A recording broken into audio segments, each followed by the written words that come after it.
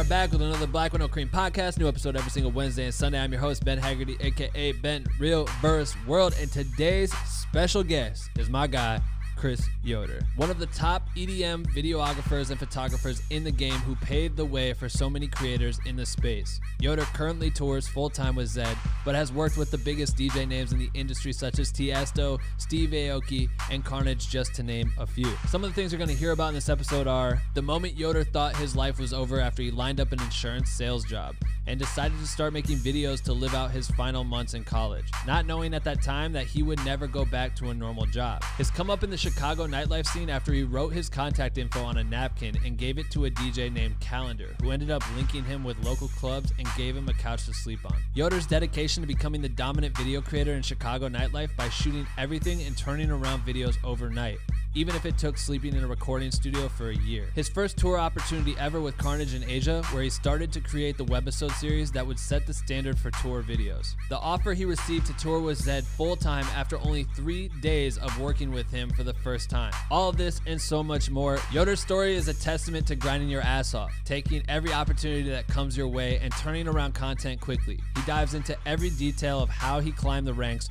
from skate videos in his hometown to local clubs in Chicago to motherfucking world tours, man. If you are a creator who wants to shoot music and one day tour with some of the biggest acts in the world, I promise you, you are going to want to take notes on this episode. But first, if this is the first time tuning in the podcast, you are probably wondering, what the fuck is Black with No Cream? Great question. Black with No Cream is the illest educational resource for content creators fueled by caffeine. Or at least I take my coffee black with no cream, but you can drink or not drink whatever caffeine you fuck with and still be a part of our community. We have thousands of members from all around the world working together by sharing content, asking for feedback, passing tips and tricks along to one another with the goal of pushing each other to become the best motherfucking content creators on earth.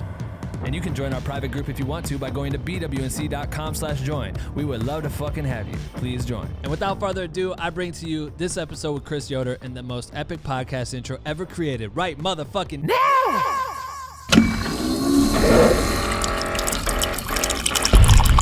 Attention. If you stop this podcast recording at any time, you will die. I don't want to die. Do you want to live?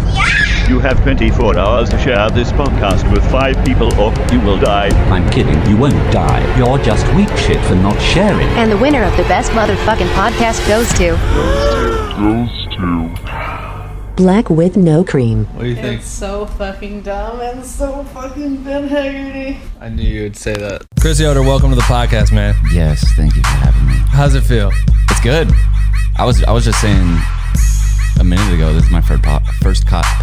Let's get it cock. Oh shit, he doing a cue. I knew it was the blue one. Oh my god, that's amazing. All right, to preface this, damn, this is where it starts. Dave, I'm sorry, bro. Dave's gonna roast my ass so hard. All right, right before we started this, yes. I just told Chris about how there was this one time where Dave fucked up saying 2 words at once, where he said poppin' and crackin' at the same time, and it turned into the word let's get it cockin'. Let's get it cocking. So then I made that little ass. And I basically just did the same thing. You did the What did I mess up? I basically just said like cock. Let's get it cocking. This is the illest way to start the podcast. So, all right, Chris Yoder's in the house today. Yeah. Everybody, round of applause. Yes. You know what I'm saying? Dude, how you doing, bro? Good. Yeah, like I was trying to say, this is my first podcast. I'm excited. I'm a little nervous, but we'll get into it. Yeah, there's nothing to be nervous about. You got your jacket around your. You look dapper. You look like you're ready for a podcast recording. Play tennis. So you were up till you had a late night last night, right? Yeah. I feel like that's what I do when I come to LA. Yeah.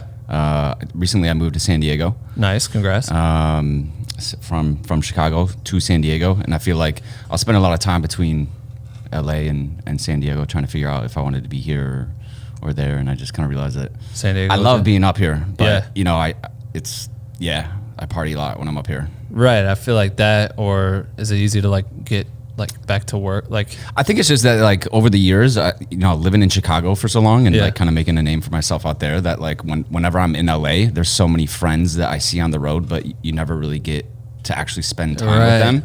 That like when I'm in LA, like if I post something on like social media or whatever it is, it's just like everyone's like, yo, let's hang out. Yeah, you this know? is happening. And, this is and happening. I'm totally down for it. Right. So yeah, we went.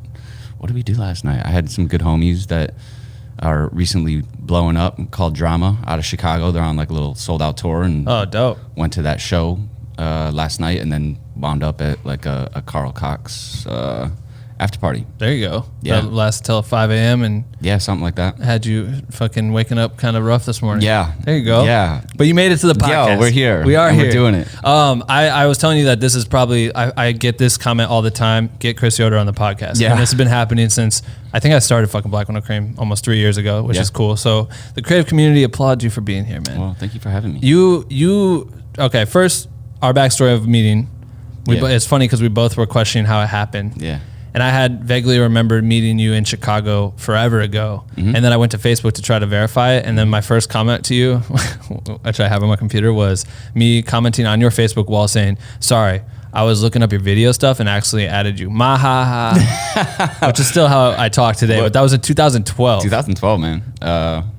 Yeah. But that was my crap. ploy, I think, to 8 like years ago. make you, in my head, I was probably like, I'll just act like I fucking accidentally added him. Yeah. And then he'll be like, who are you? And he'll probably see somehow that I'm really dope. Let me creep your shit. Yeah, and then maybe he'll let me work for him someday. I mean, you were like, when were you doing Schoolboy Q?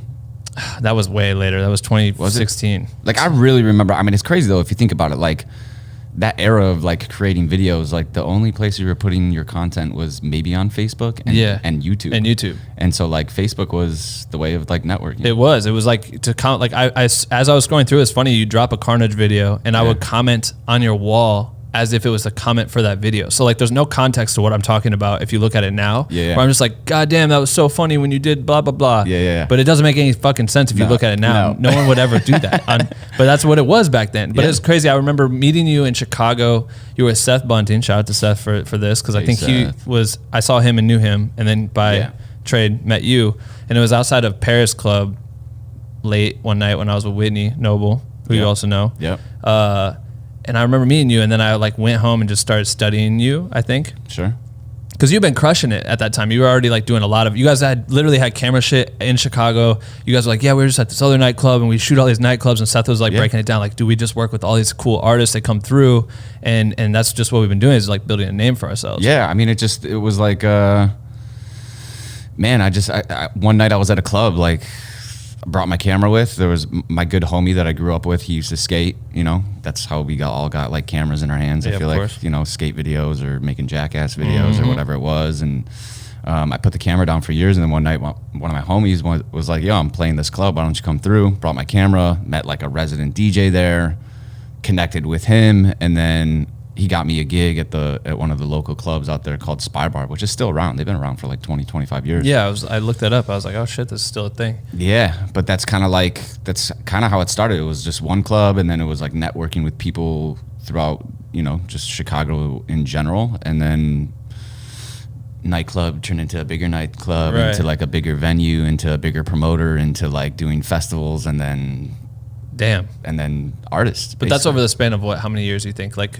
to get like kind of into like the big leagues? Yeah, I think, you know, I started like being like, hey, I can make a living off of this possibly, like in 2010 or 2011. Right. Yeah. Okay. Cool. And then, I think it was like 4 years of like grinding in Chicago before like anybody bought me a flight to go do something, right? You know? Yeah. So it took and it's crazy because a lot of people these days are, you know, now that we can dive into this later, but like the company that we started, so many people hit us up and it's like, hey, I've been doing this for like 6 months, and I'm like, I'm ready to tour. And I'm like, no, you're not. No. Yeah. You know, you got to like start locally, build your brand, build your name, make a name for yourself, and just take your time with it. I know we can obviously get into the company. Sure. But we had Joe Larkin on here. Shout out to Joe. Yeah. And it's you three. There's three people, right?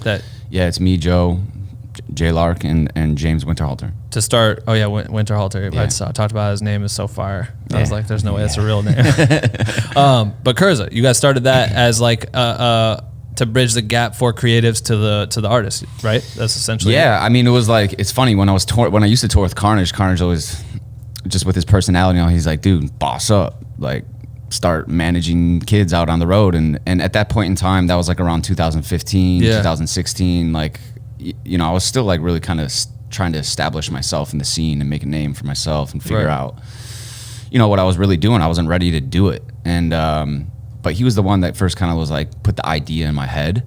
And then just years down the road, I was always connecting artist management with shooters.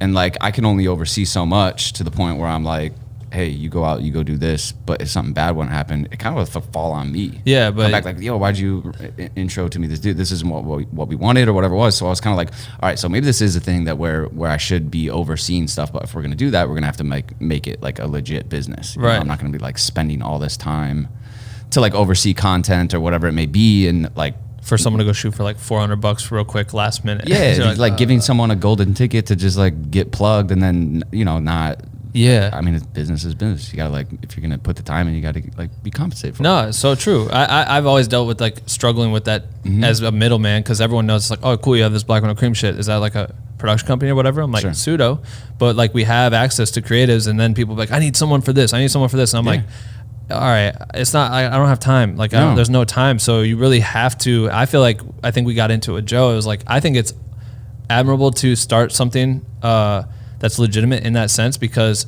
that's the hours that you guys spent, those 4 years that you put in grinding before anyone even fucked with you on that level, where these people just want to hop in and literally go hammer 6 months into owning a whatever camera it is that has cool autofocus. And I mean, dude, there are. It's insane. Like, I hate saying kids, but just the younger age group that is like starting to create content. Like the content is like insane these days.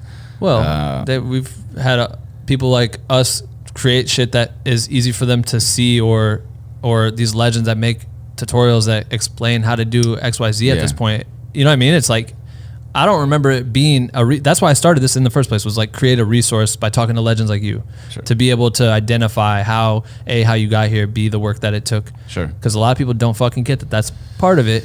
That's actually all of it. Got to spend a lot of time. Like, I spent a lot of time, you know? And it's funny because like when I was like doing clubs in Chicago, I thought like, I've made it. Right. This is so dope. Yeah. I'm going to be at Spy Bar for like the next 15 years, you know?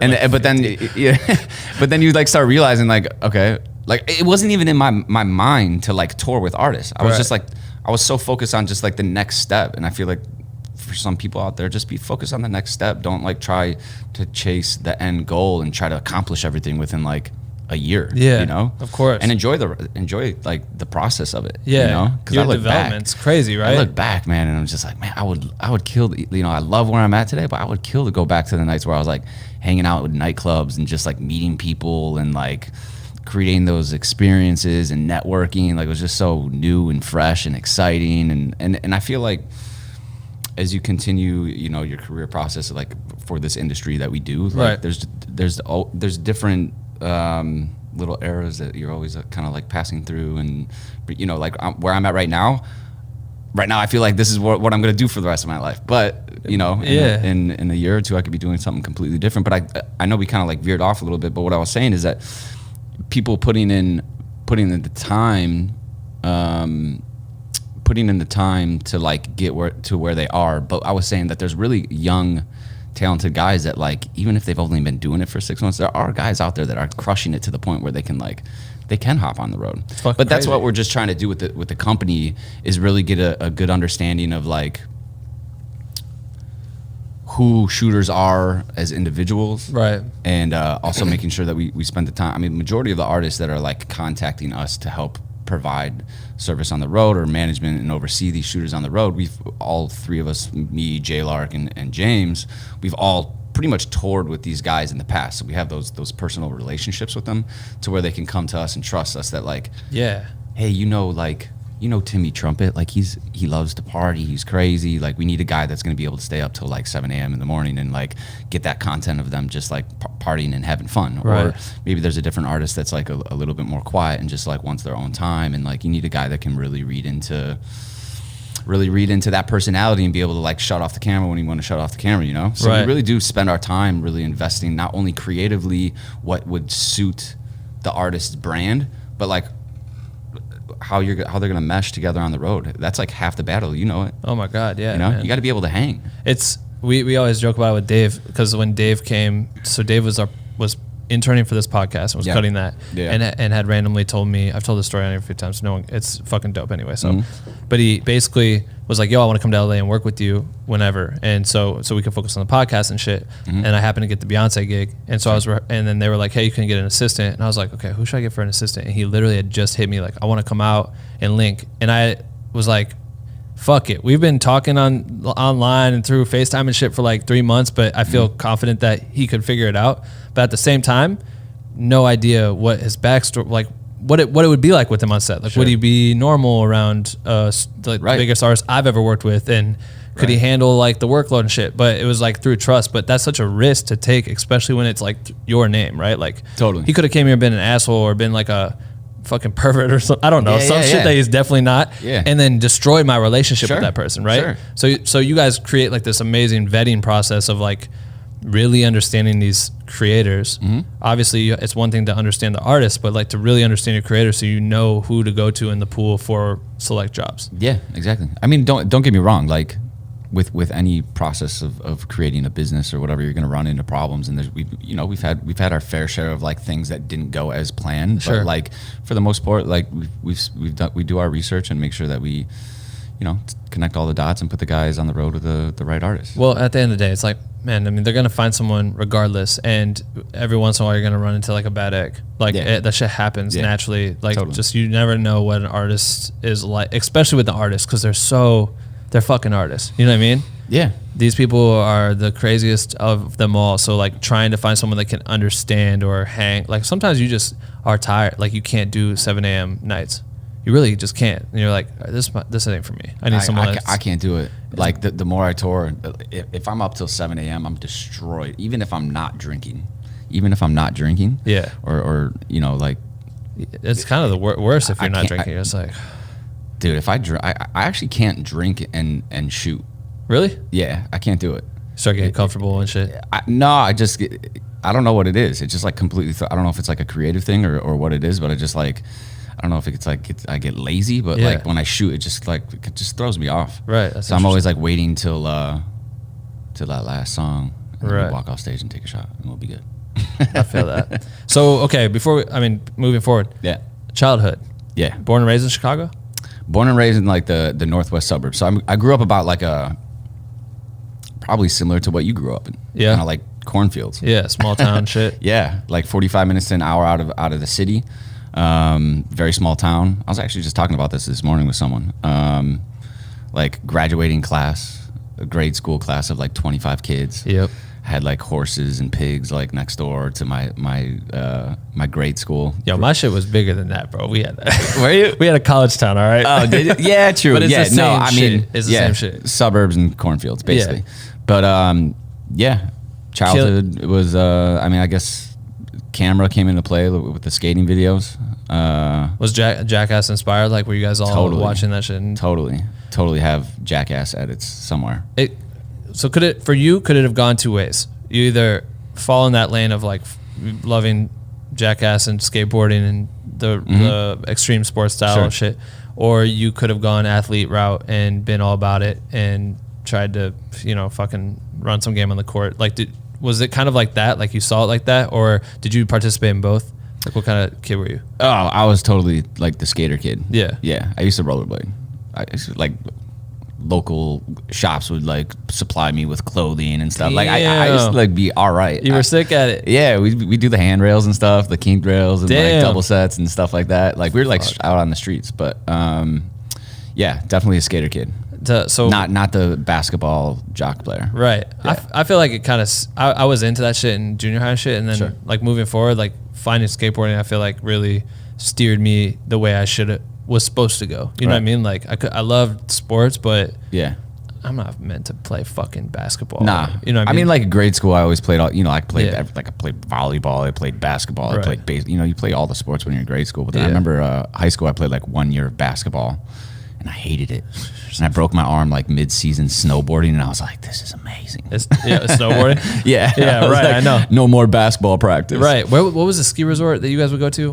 What's it? Wilmot. Wilmot. It was like, I mean, it's like more of like a hill. Yeah, right. It's nothing. I remember there was something in Chicago. I can't remember. Maybe it was Wilmot. Raging Buffalo. Raging Wilmot. Buffalo. Yeah, and then there's a couple things like right over the border into Wisconsin. Right. So what was like your family and upbringing like?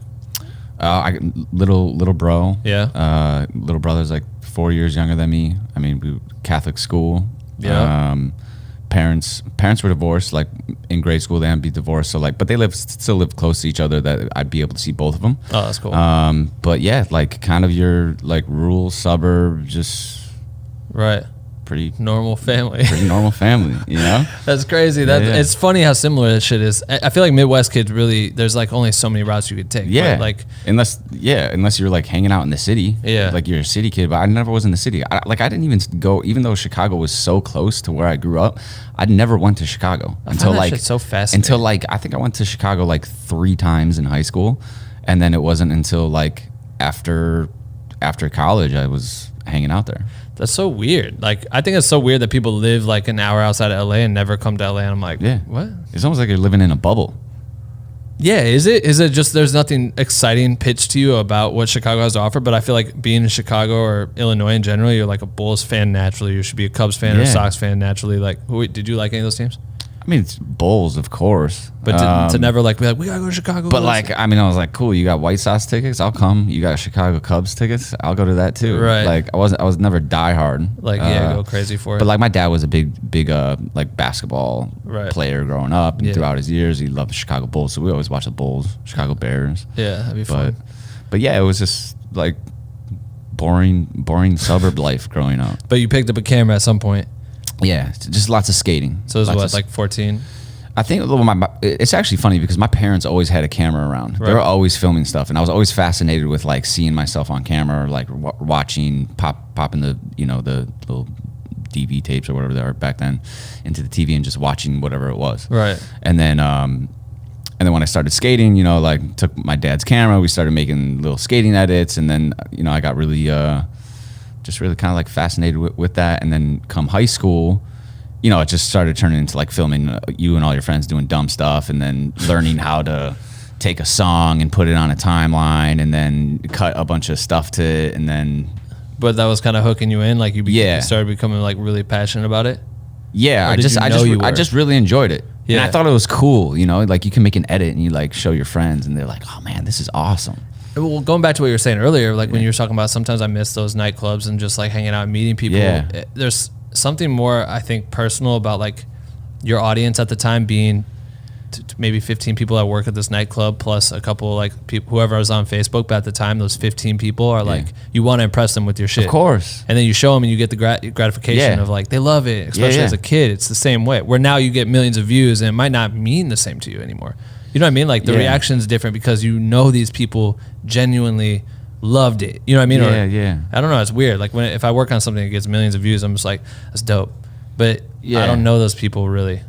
No, you don't. But it's also like you almost just become a little bit immune to it too. You know, after so long. It's like the same thing with like playing shows. Like we just did EDC Mexico 2 nights ago, and it was like massive festival. But like after you do it so many times, it's just kind of like you still get that little jitter here and there, like when you're going up on stage, and it's like you got to remind yourself, like, I'm so lucky to be doing this, right? Yeah. But it's just not, it doesn't hit the same the way it used 2 years ago. Yeah. So you would make these videos, like what kind of videos was it? Just strictly jackass type shit and skate shit, or were you ever making like narrative type content or like? No narrative. I was never into like the narrative stuff. It was just like I'm basically the same thing that I do now on tour with artists. Like just I'm gonna bring a camera, I'm gonna film whatever I can film, and whatever's funny, I'm gonna somehow make it even more funny by piecing it together with other stuff. Right. And that was just me and my friends goofing off, or like, jackass stuff, like antiquing each other, or like, just dumb stuff. Right.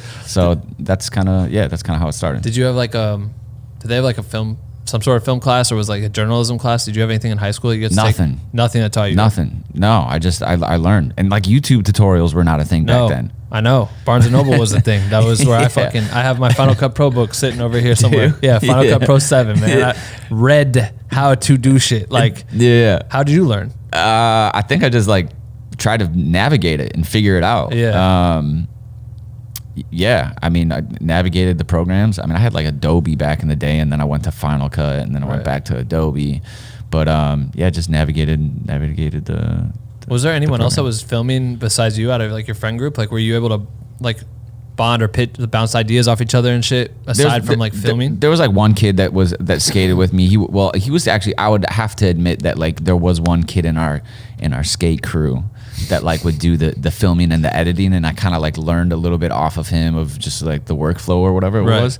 But no, after that, I feel like creatively as like a creator, I feel like I don't know, man. Like this is kind of like an own story, and this is a story in its own. I had like in college, I had actually applied to go to Columbia College in Chicago, and I was such a terrible student back in college that like my grades were so bad. Right.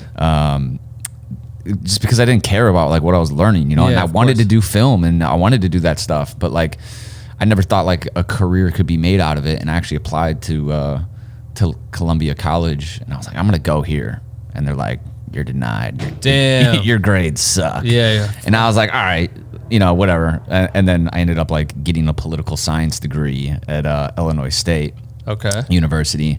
But like, I was happy that, looking back now, I was kind of happy that I didn't get accepted, because I felt like, and this may be my own perspective, but like if you go to like a college or you're taught something a certain way, you're kind of like almost like a textbook. I feel like it's almost like a textbook way that like all these kids come out of maybe a film school, and I could be completely wrong, but I've seen a lot of friends or people in Chicago that have gone to these schools, and they kind of come out and they're like, now what? Right. And it was kind of like, for me, I kind of just had to figure it out on my own and teach myself my own. And I think teaching myself allowed me to kind of make content in a certain way that I wasn't being told how to make it, or like relating my content to other people. Yeah. And you can, as you go, you learn the rules, right? Like you'll learn the obvious filmmaking rules. Yeah. And theory you might not get by not going to, you know what I mean? I didn't go to film school either. It was the same shit. Like, all right, how the fuck do I, it's so expensive. It was like ungodly expensive. My parents were like, yo, if you go, you're going to owe that money. Yeah. And just thinking about people that go do that shit and are still trying to figure it out, or they don't know the clear direction, but when they get out, they're just like left sitting there like, fuck, what do I do now? Yeah, they think that you got a degree and then something's just gonna fall in your lap. Yeah. Which I'm not like bashing on or anything, like, but I think that's just kind of how it works. It's funny that the college then like, what was it? It was maybe like 5 years ago, but when I was kind of getting established in Chicago, making like a little bit of a name for myself and doing the things in the nightclubs, because like when I was doing it, nobody else was really doing it. It was kind of like a new thing, like DJ music and electronic music was like becoming a thing, and creating content around it. Right. Like I was making videos before like Instagram was like a thing. You know? I know. This is like what we said earlier. You're uploading to like YouTube. That was it. But Facebook videos wasn't even like built to go viral. Facebook kind of came around a little bit later, and then you got all the other platforms.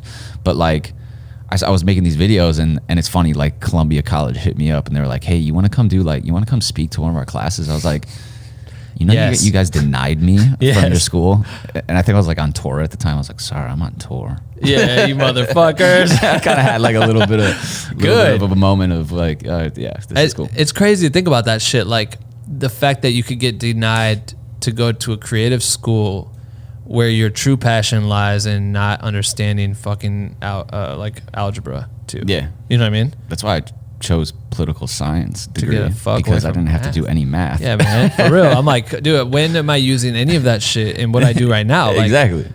Don't judge me on that at all. Like, make me go try to film something and show promise or something. It's so interesting to me that people will get denied and then fucking crawl back later because they see the talent. It's like, dude, I could have been repping you guys this whole time. Yeah.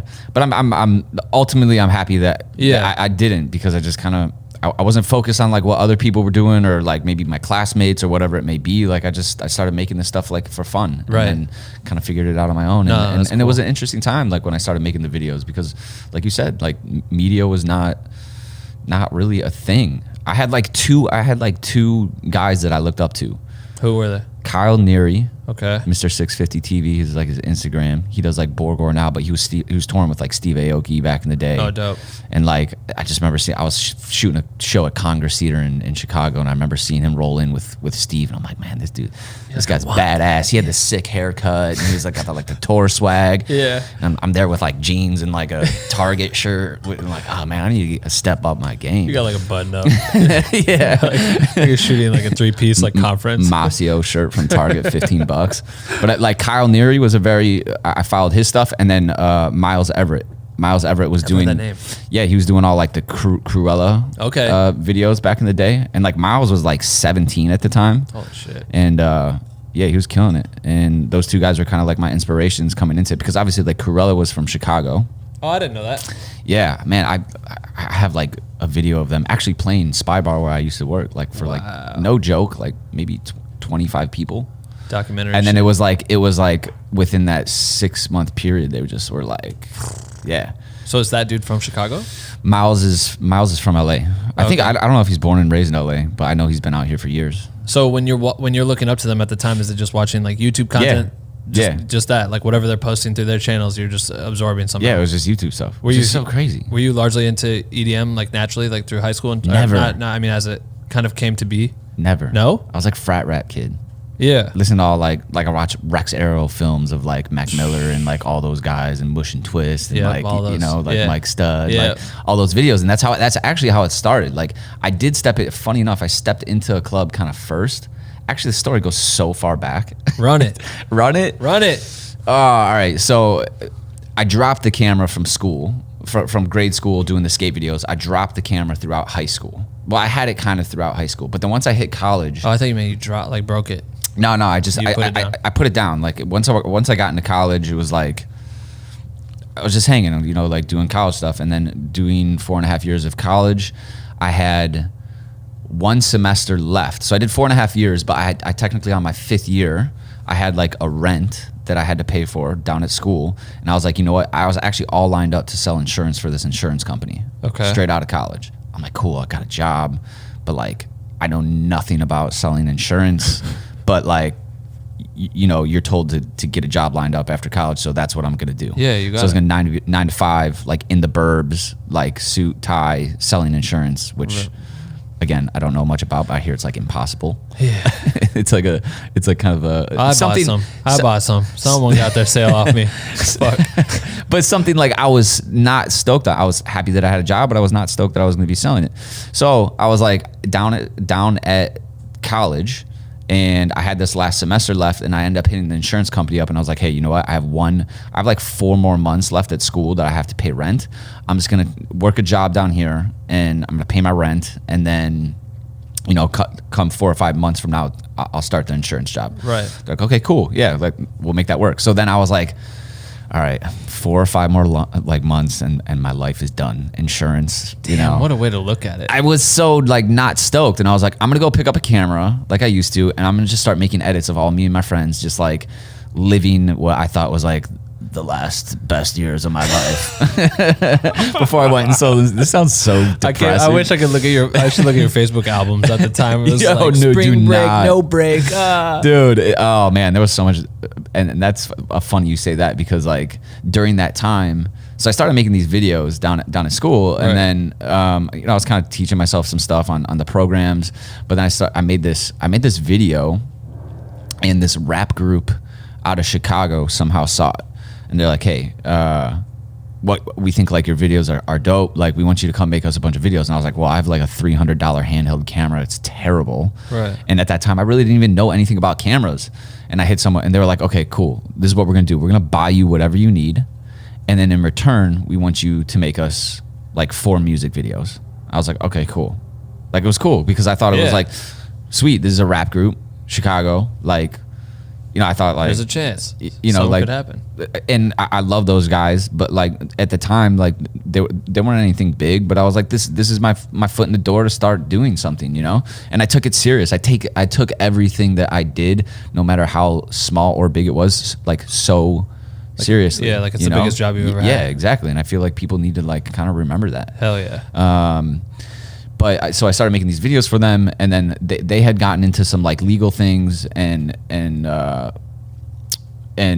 you know, we kind of parted ways. But I had all this camera equipment, and that's where I ended up stepping into a nightclub one night, and I did the nightclub thing. But then I went through a whole little. I was making like frat rap videos, like this song is sick, good music all day, like all those blogs you used to go to find like music. Yeah, like all day. My goal was to get one video up on that site. Right. And there's this artist called Jams back from Chicago. We made this video, and it was like up, and I was like, oh, this is so dope.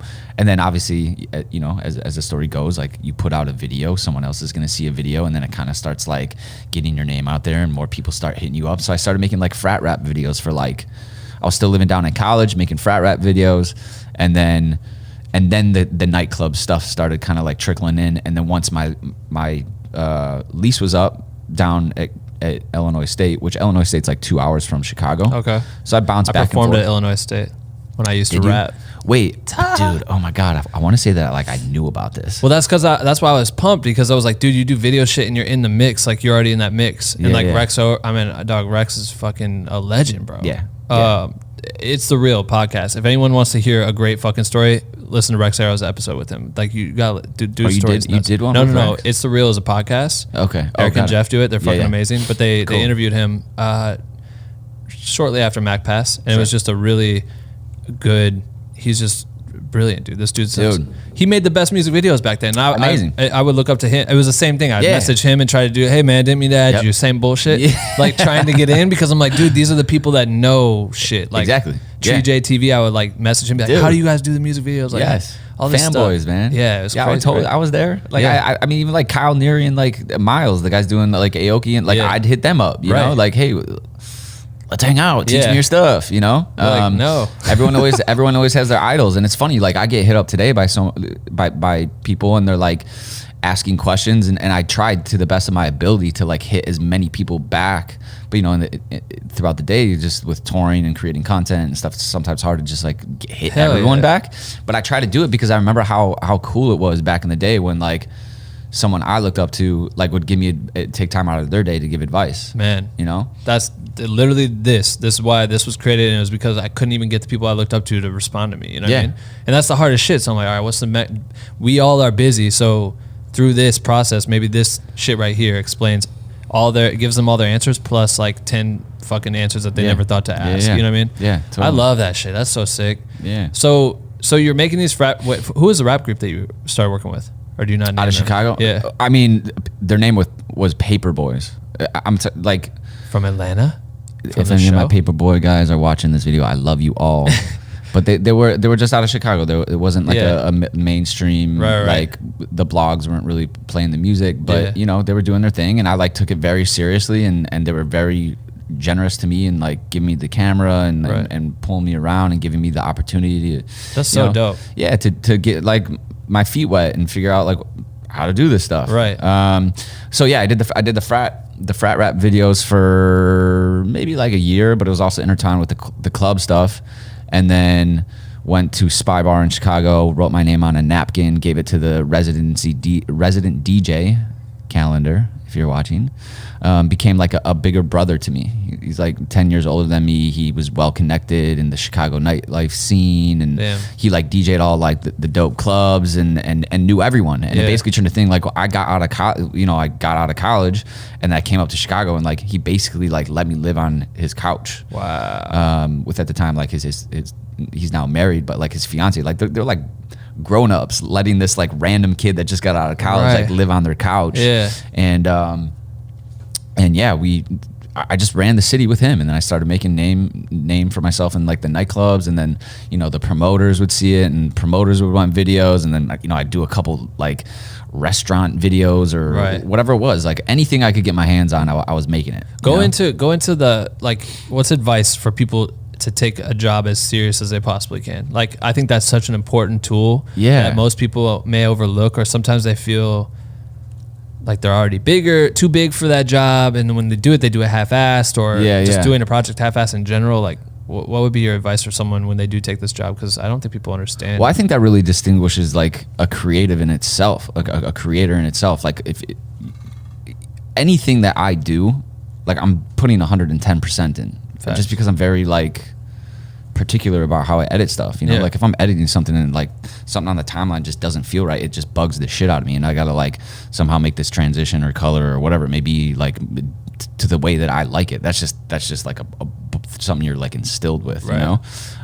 But outside of that, I just feel like, I don't know, take everything seriously. Like you're given an opportunity to create something for a client, and you obviously want to like make the client happy, but also at the same time, like if you're making the client happy, you're probably going to get referred to like other people. Right. I don't know. No, I love that. Just take it seriously.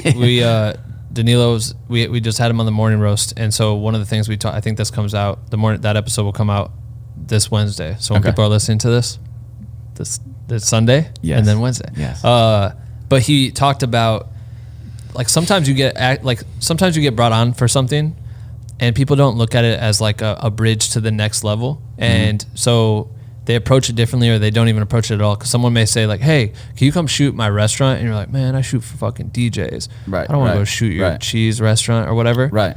But you go and shoot that, and you don't realize that person may be connected to 3 new nightclubs that you never played at. Exactly. And could recommend you, be like, yo, he did this cheese video, but he normally shoots DJs. I think you should fuck with him. Dude. You don't understand the value of that shit. No, you don't. Shit. Like that's literally what I became in Chicago. Like nobody was running around with cameras. I knew like maybe 2 or 3 other guys, but like I could tell that they weren't taking it seriously. Right. And I was like, I'm going to be the dude that like everyone in the Chicago nightlife scene fucks with. Damn. And like you said, Seth Button, me and him were running around. We started like a company that we had like this little arrow where we had this company called House Life TV. Right. Where we kind of like tried to make a blog and post videos and brands, and you know, that it had its thing for like a year or 2. But we ran Chicago and tried to just make names for ourselves. So when you say like you went into the nightlife era, like you went into a nightclub, like what do you mean? Like did someone just like, yo, come to this nightclub? Yeah, so that was my homie from back in the day that used to skate. He's like, yo, I'm gonna open up at this club, like you got your camera, like come hang, like let's shoot. Yeah. Okay. Yeah. And he opened up at the club Spy Bar, and that night after him, the resident came on, which was Calendar. I gave him like a napkin with my number on it, and then he called me like a week later. He's like, yo, I got this great idea. Like this video stuff is kind of becoming a thing. Like we should hang out and kick it and make like these episodes. So we started making like these little, not only was I making videos for nightclubs, but like we started like making characters in the city of like certain DJs and promoters and bartenders. It was almost like a mini like little reality thing that we were just making for fun. Yeah, you know? And I enjoyed it, and I was meeting people, and like, you know, I was networking basically. And you're putting together some shit that all these people are gonna like look back on and try to show people because they think they look dope as fuck in it. Oh so man, yeah. That makes you the guy. You know what I mean? I mean, that's how it came. Like, make something cool because I want all these people here posting it on their Facebook back then. Right. And it's like, if these people are posting it, maybe some other people will see it. You know? I mean, that's just social media for us these days in general. Getting like a tag on Instagram or Twitter or whatever it may be. But yeah, back then that's what's kind of like helping me push my stuff. Damn, that's fucking crazy. So he hadn't even seen any of your work Nothing. Yet. He just saw you shoot shit, and that was like what's sparked But honest to God, that's how like new it was back then. Yeah. Like no, like I only knew like 2 or 3 other people in Chicago with cameras. Like nobody was running around nightclubs. There's maybe a photographer taking photos, but like video was such a new thing. He was like, yo, this kid's shooting videos and making like edits in the clubs. Like this could be cool. You know? So crazy, man. Yeah, and you gave him a napkin, and then he ends up letting you live on his couch, like straight up. That's fucking crazy. You know what's even more crazy is that I pieced this together. Like, I actually moved. So fast forward like 7 years later, the apartment that I would sleep on his couch, I like saw a listing online, and I went to the apartment complex, and it was the same exact unit that I would sleep on his couch 7 years prior. This is what you moved into? And I moved into it. You are fucking lying. I'm like, yo, what was your unit number? He was like 14222 or something like that. I'm like, holy shit, I just signed a lease on the same exact unit that I would sleep on your couch, you know, years before. That's some full circle shit. Full circle shit. But Damn, that's pretty dope. Little off topic, but nah, but that's a come up story. Like, yeah, it's cool to be able to do that shit. Like, you couldn't. It's kind of like I couldn't afford this spot back in the day, and I was just sleeping on the couch, and here I am now. I'm a renter. Yeah, that's crazy. So you're then moving into Chicago, and you're kind of becoming the dude. You're starting to get paid for the work you're doing, or were you just experimenting for a long time trying to figure it out? My first gig I did at a nightclub. I charged the guy $100 to film and edit. The homie? Or no, this was something else. Right. Yeah. And the dude totally stood me up $100. Like, I made the edit and everything, and he was just like ghosted me. Put the edit out, of course. Wow. Ghosted me the $100. But that was like my big bro calendar. Like, he knew the dude, and he like tracked him down. He's like, "Yo, man, you got to pay Yoder. Like, what's your problem? You know, he always had my back in Chicago." That's fucking tight. Yeah, it was awesome. I was really lucky to have him as kind of like watching out for me. But fuck that guy, whoever that dude is. Why can't people just pay people? It's $100. $100. And you made him probably look lit, and then he probably got 2 more DJ gigs out of that shit. Yeah, exactly. That stuff drives me crazy. I get hit up by kids like all the time about that. Like, man, how do you go about like not getting paid? And it's like, it's kind of like you can't really have a contract for like local club DJ stuff, because it's like you're getting a couple $100, you know? Yeah. But this is a great fucking time to plug our How to Charge a Client guide, because we wrote this whole shit because people ask all the time, you know what I mean? Like, hey guys, before we get into this episode, I want to let you know about our How to Charge a Client guide, our 54-page digital download book that will teach you how to secure more money from your clients. From working with local businesses to some of the biggest celebrities and brands in the world, I will teach you everything I've learned about charging my clients over the past 10 plus years of my career as a freelance creator. In this guide, I walk through the process of charging clients step by step, explaining exactly how I analyze, negotiate, and land higher paying job opportunities. If you're interested in making more money as a creator, head over to shopbwnc.com and get the guide now. It's a very like sore subject because you are afraid to put a number on your worth, the value of what you're going to create for someone. And it's tough to like even just say it to someone because you feel like you're going to offend them for trying to get money for what you feel like you're going to lose the gig. You think you're going to lose the gig. Like, I always would be so scared to like say, yo, I want $200 for this shoot and edit, thinking that they come back and be like, are you out of your mind? But that's fucked up. Like, that's I could have walked in and be like, I want this MacBook. I'm gonna give you guys $1,500 instead of $3,000, just because that's how I feel today. Yeah, and then they'll just be like, nope, and then I'll be like, okay, and then I'll leave. But like, you know what? But back then, like we said, it being so new, like there was nobody I could ask. Yeah, you know, I almost kind of started making my own little way of that I charge, and it wasn't until like years down the road that there was other established shooters that we collectively were like, hey, how are you charging your artists? How are you charging your artists? Are you paying by edit? Are you, you know, there's like a whole breakdown that we kind of collectively were like, let's make this a thing just amongst us, and maybe it'll become like a standard. And I feel like it kind of has. No, I mean, at least in the electronic world.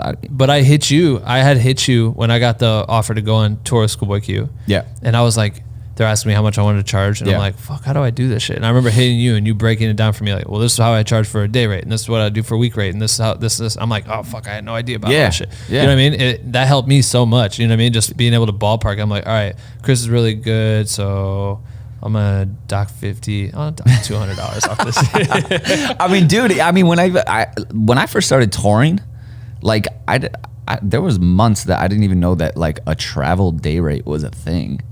I just charged for like shooting. Yeah. And then edits, like for a while, I was just be like, it's like a minute edit. Like, I think I could charge this number. Right. It took me a little bit longer or whatever it may be, you know? And the artists I was working with at the time, they were cool with it. But then I was like, I found about travel day rates. I'm like, man, I get paid to just like sit on the plane for a day. Okay, cool. Yeah, exactly. That's just like a normal thing, but you don't know it back then. No, I know, man. You don't know. Yeah. We really did do like a deep analysis on it when I was talking to Dave, and I was like bringing that up because I'm like, dude, that's what most creators are asking that question. And the hardest thing is that everything is a case by case.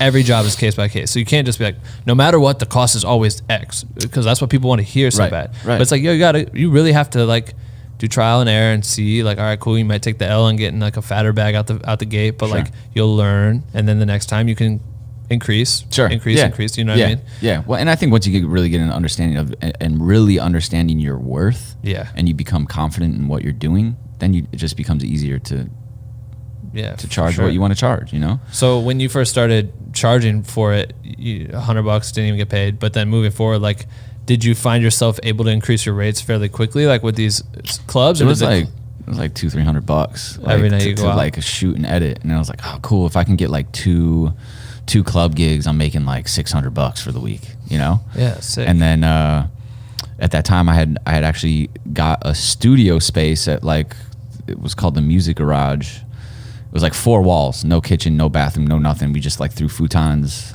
and like desks in there, and I lived there for like a year.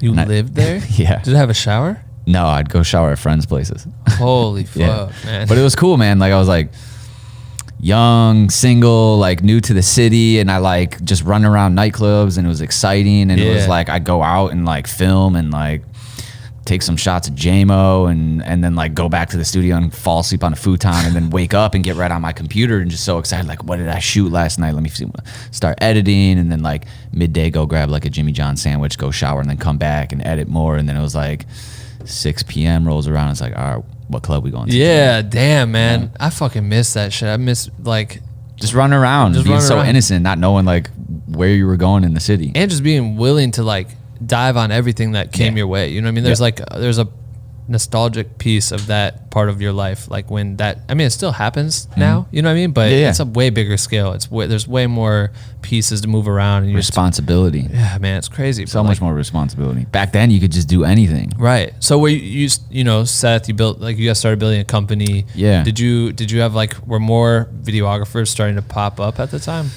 No, not really. It was just you guys. Like Chicago was just kind of like the thing. Yeah.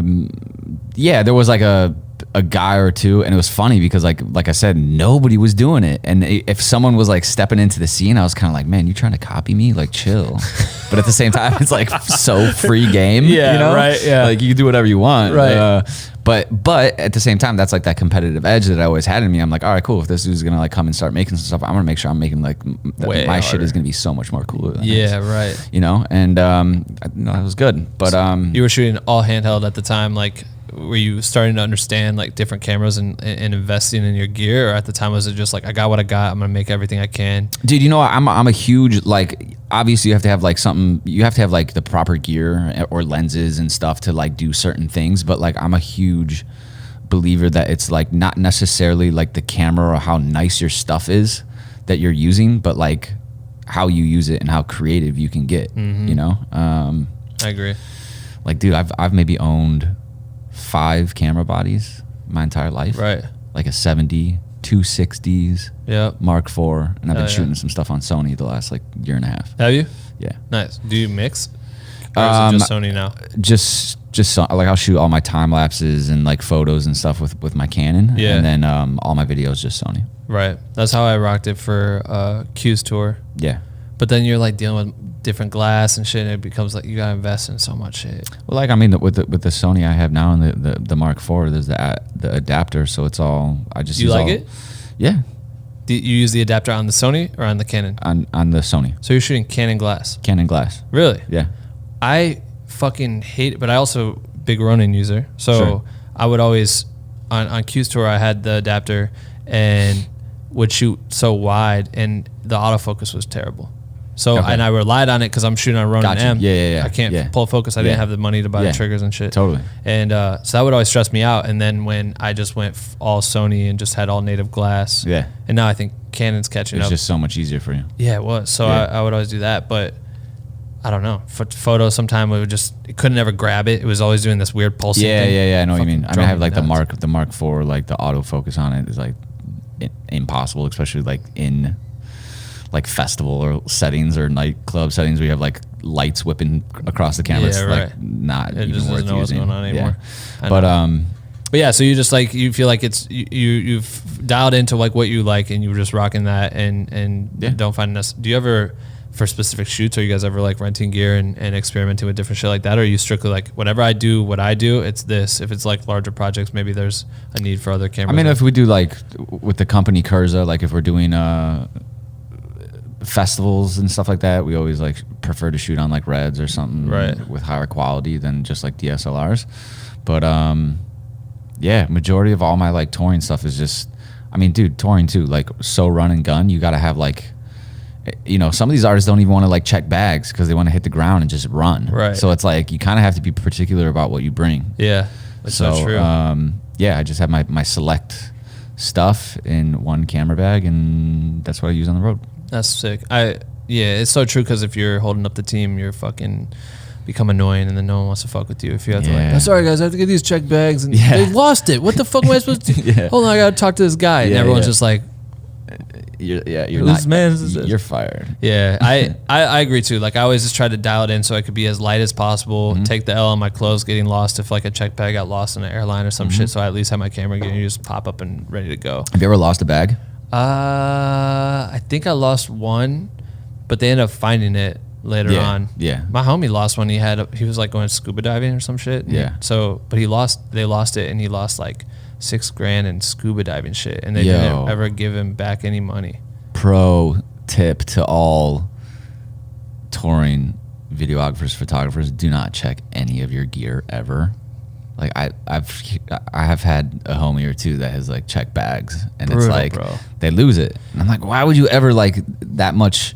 Because they didn't. Because you know what, my people sometimes open up a bag and see some shit, and they're like, whoops, we lost it. Yeah. And they came up quick. Yeah. It is what it is. Oh man. I like to believe. I feel so bad. You know, you always see those like posts on like Facebook about like people getting their stuff jacked, and my homie had his red stolen out of the back of his car. It was pretty, they broke the window, took the red, and it was just donezo. But you know what? Like, why are you leaving a red sitting in the back of the car? He's like, no offense. Yeah, he's like, it's my neighborhood, and I've left gear out there before. He's like, I usually take it in, but he had just decided not to renew his insurance policy on it, or maybe it was up and he had to update it or whatever, and missed it, and so that was all out of pocket. Like, just lost it. I actually flew to Kansas City to do some shit with Chris Brown. It was like his tour kickoff, and I brought a drone. Yeah. And they wanted me to fly inside the stadium before the show so that we could just have like footage of it empty. Sure.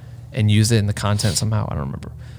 And I got to Kansas City, I opened up the drone, and like everything was smashed. Like the motors were smashed off, my remote was smashed in. I couldn't operate it anymore, and I was like, shit out of luck. There was no other stores that had them near me, and I was just like, what the fuck? It took 6 months before they ever gave me like a reimbursement, and the reimbursement was like half the cost. Yeah. Oh, it's terrible. It was so bad. It's terrible. But yeah, why would I fucking check a drone? Like, don't check it. Oh, because it was a Pelican. I thought it was good to go. You know what I mean? That's why I was like, I just bought this Pelican case, but they opened it up. I think what happens, they opened it up and then just tried to like put shit back in and didn't know how to set it in and just broke it. Smashed it. Yeah, damn. The only thing I ever will check is like a glide cam or like a tripod. Yeah. That's it. Yeah. Because you can live without, and there's no way that I'm like fitting that in my other camera bag when I'm on the plane. Right. You shoot glide cam mainly? Yeah. No gimbals? No gimbals, no Ronins. How come? It's just always what I used. Yeah. You know, I'm so like accustomed with it. I'm like the OG guy that like still runs around with like a glide cam. I think glide cams produce a different image. I think it looks more natural. Like no offense to DJI or any of these other companies, but it's like it gives you this like steady cam vibe. You know what I mean? I was never into those like little the gimbals where it was like you're trying to like you see those jerkiness. Yeah, it's like you're going around a DJ and it's like that. Yeah, I don't know. I've just always used glide cams and it's super easy for me to throw it into my suitcase. It's very like accessible. But like as of recently, I've actually kind of stopped using a stabilizer. I just feel like my videos for all these years have been like with glide cam and those slow motion shots. I kind of want to give like just a different feel, like a little more raw, rugged. Yeah, different. That's tight. Yeah, I like the fact that like those things are gotten so small, dude. Like Ronin, that's a Ronin S up there. Yeah. I can break that into 3 pieces, and it can fit in my camera bag if I wanted to. Yeah. And like the ability to just have everything in one, and the drones are getting smaller and shit. You're like, you really could be, 3 different roles as a crew member, but one person. Yeah. On the fly. Shit's so. But you know what? Now that you're saying it, I think also that's what I was saying with like camera equipment in general. Like I've only like owned 5 bodies. I'm not like one to really try to buy the newest or the best stuff, and just even with those things, like I just always stuck with glide cam. I thought this is what I'm comfortable with, and I love that, and I know how to use it. I mean, I've had the A7S II for like 4 years or some shit. I still use it as like one of my primary video cameras. If it's just me, you know what I mean? Yeah. That camera still holds for like what it was. It's like pretty impressive. So I'm it's like so unknowledgeable of like cameras too. Well, I mean, like, they come out with new shit all the time. Dude, I always call, shout out Matt Como. Like I always just call him like, hey man, I got to get a new camera. What should I get? Damn. He's like, get this. Or like Rory Kramer. When I got the Mark IV, I was like, yo, Rory, I need to get a new camera. What do you think? He's like, I'll go with this. Yeah, he's like, trust me, he's good. You're like, okay, cool. Do I have to get like any adapters or anything? Memory cards? Like, what is it? Just like send me my little, like give me my like fee for like managing your camera. Right. No shit. Yeah. All right. Here's a $10 gift card to Starbucks real quick. But yeah, I'm just, I don't know. I've always just been way more invested in like the creative process and making cool stuff rather than like what I'm using. Yeah, I love that. So you go, Carnage happens. When's that happen? So yeah, I did like, I think it was like about 4 years of Chicago, like DJ videos and stuff like that. And then I think like my very first flight that anyone ever bought me to work directly with an artist was Thomas Gold. He flew me out to like New York. He had some gig out there that I did, and I was like, oh, this is cool. Like I finally an artist like bought me a flight. Right. He's an artist. Yeah, Thomas Gold. Okay, got it. I'm not sure how much what he's doing currently, but like back then he doing a lot of shows, and I got plugged with their management, and they just reached out and they flew me out for a show, and then coincidentally, so making all these, so I'm gonna keep it like super quick, but did the nightclubs. I was doing like Spy Bar, and then like a local competitor club was like, hey, come work for us. We'll like double your price. Ooh. I was like, all right, cool. So I went to them, and then that was the Mid, and the company called React Presents. And they, it was like, yeah, who's the dude that worked at the Mid that was tight with all you guys too? Damn, there's so many Chicago people I know. Never mind. Sorry. Yeah. Random. I'll think of his name later. Mike Felton. Mike Lang?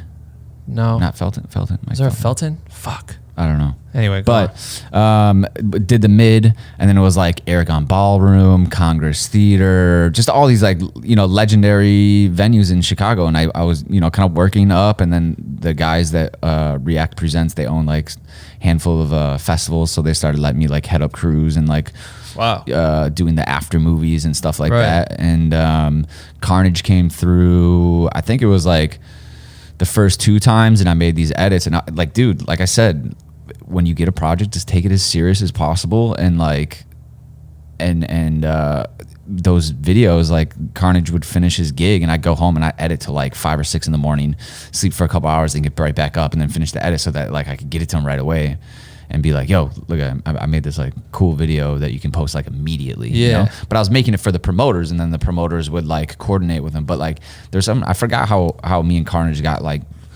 introduced, but just like his personality in general, during that time, like we were like, hey, what's up? Like, I'm gonna do this, I'm gonna do that. You want to do this for the camera during a set? And we were just very like receptive towards each other. Right.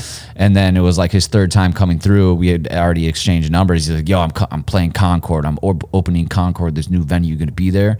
And I was like, yes, I'm there.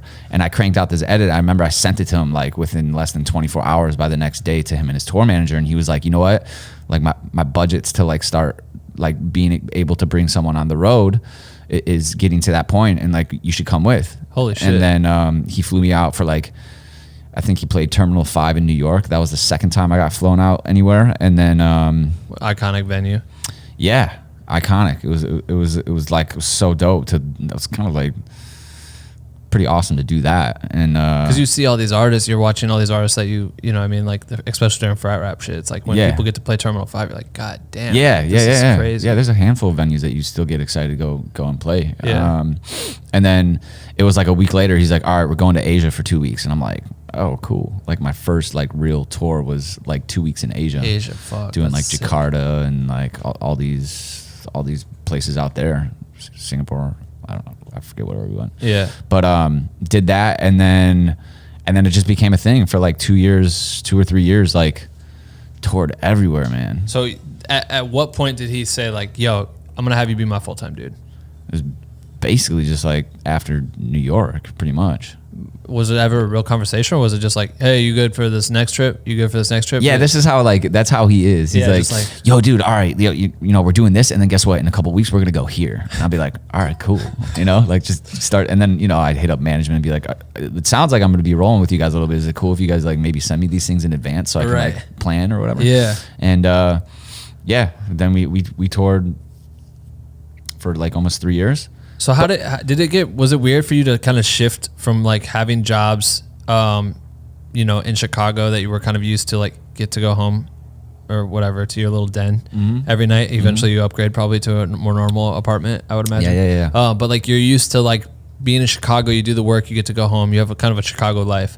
To immediately being put on the road and living out of the suitcase and swapping like that life. Was that, dude? It all came into play in such an interesting way. I was living with 3 other roommates at the time that were like, 2 of them were DJs, another guy was like running around doing promotion for like Red Bull or stuff in the city, and we all collectively like moved into this space. But like typical roommate stuff happens and everyone's kind of like butting heads, and I was like, I need to get out of this spot, and I need to like get into a new spot. And coincidentally at the same time is when he was like, yo, let's tour the world. And I was like, cool, I'm moving out of this spot, I can start touring the world. And I was just like, I was ready to get out of the environment I was living in, because I was the one that was always trying to grind at like wee hours of the night, and like parties would be going on. Like I remember I had my whole setup in the kitchen. I had like the Spring Awakening after movie sitting on my kitchen counter. I wake up at 3 a.m. There's like some dude like dancing on top of the table, like with my hard drives and everything. And I'm like, I gotta get the fuck out of here. So I was like, I was in a pretty like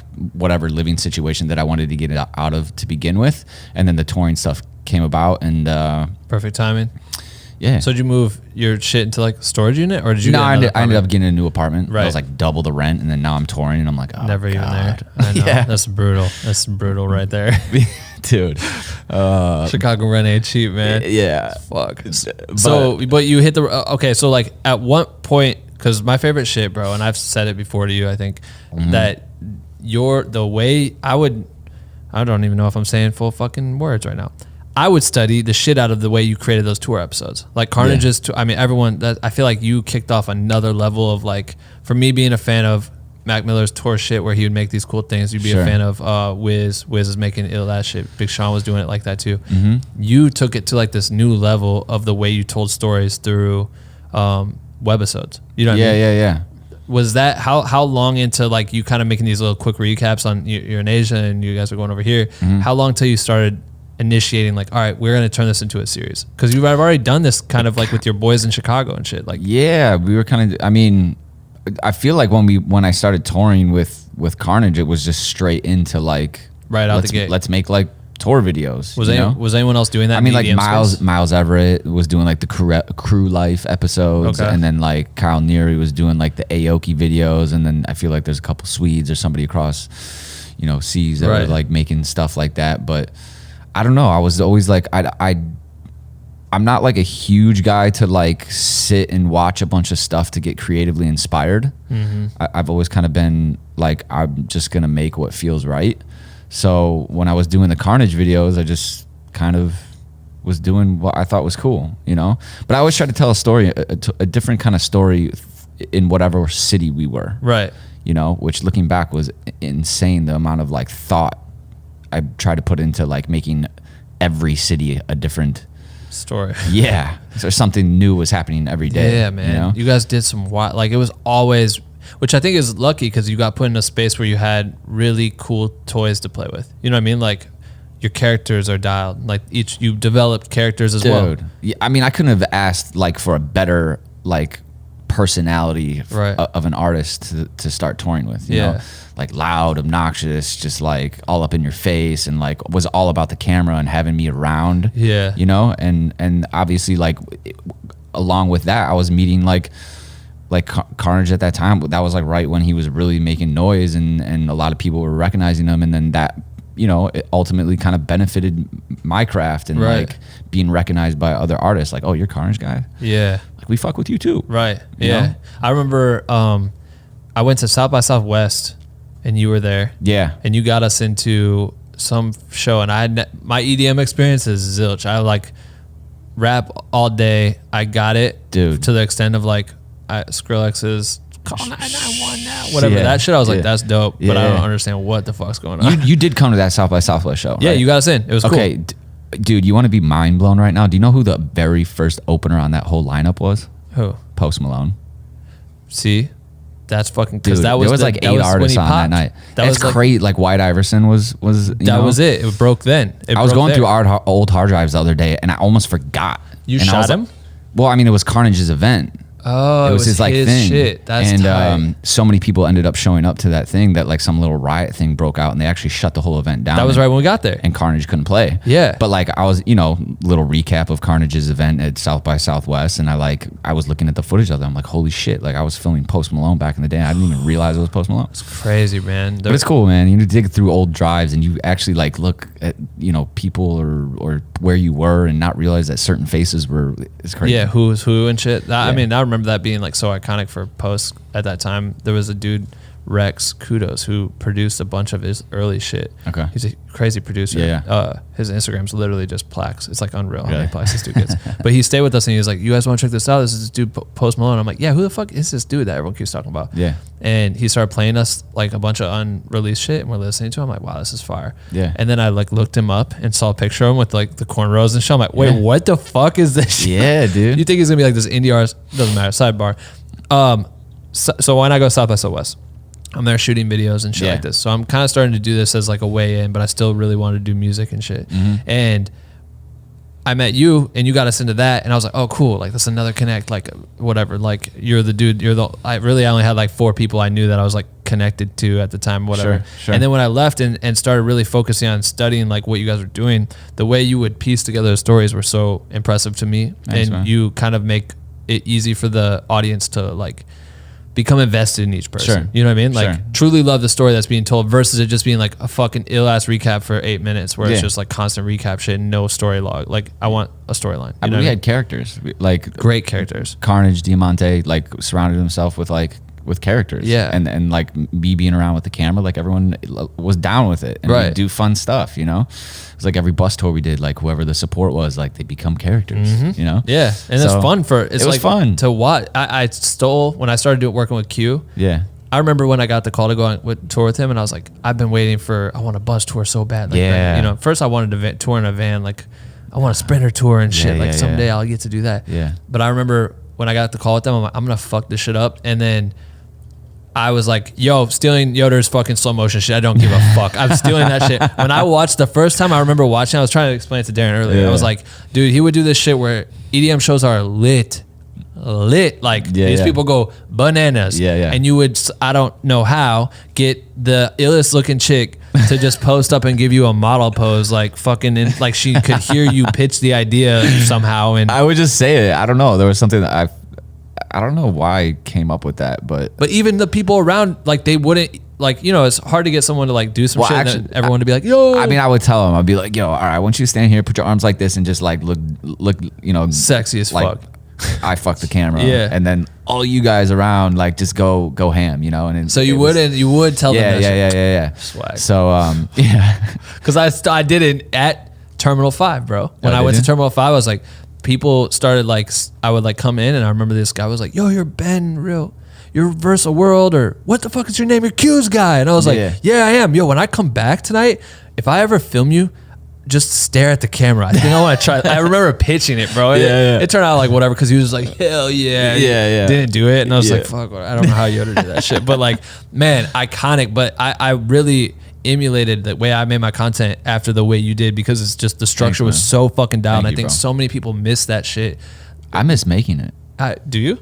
Yeah. Do you not have a chance? You know what's actually crazy is that, I've been with Zedd now for the past like 2 years. Yeah, a long time. And social media and just like the engagement, I'll spend like 40 hours on like a 1 minute edit or whatever it may be, and it's like you get such crap engagement. And I think what we're realizing is that like just the raw, intimate stuff is like more appealing to people these days, because there's like 50 million DJ recap videos out there that we're gonna start changing the way that we like shoot content and put it out. Good. And I actually was talking with management, and I sent them some of my old like Chainsmoker and Carnage videos, and I was like, these are fun, like we're doing fun stuff, and it's like personable, and I think we're gonna start making some more of that stuff. So I'm kind of excited man. to like Go back to the old stuff. Because I mean, you mastered recaps, obviously. Like shit's dialed. You can't go wrong with the Yoder recap. Yeah. But like, there is something about being able to, because what you make look so crazy,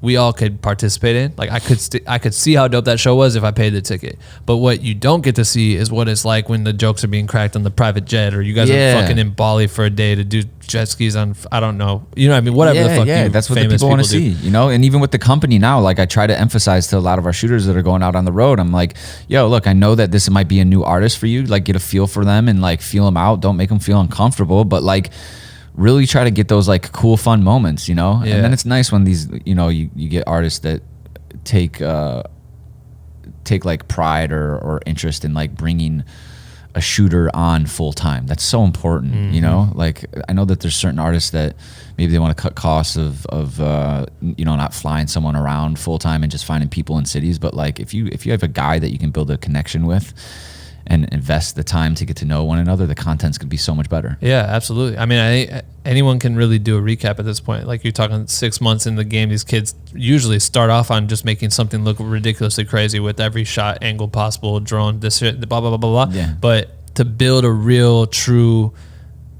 TV show or something that I want to enjoy, like a TV show, it's like you got to really develop with that person, understand their quirks, and like make them trust you. You know what I mean? Because the worst thing is when you like turn the camera on and you point at them and they like stop doing whatever they're doing because like, or they just get awkward. You know?